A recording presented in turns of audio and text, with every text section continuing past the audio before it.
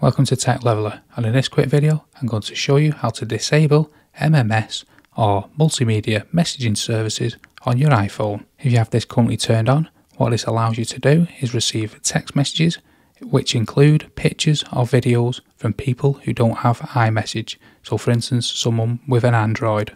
If you don't want to receive text messages with these in, then it's easy to turn off. So first let's head over to the iPhone settings here on the home screen.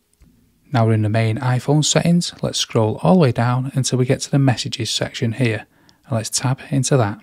Now we're in the messages app, let's scroll all the way down until we get to the SMS and the MMS section, and you'll see the first option here, MMS messaging, and it is currently tabbed on as it is green here.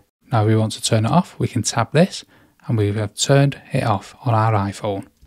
Now if it's turned off, you will not be able to receive MMS messages from anyone who doesn't have the iMessaging service.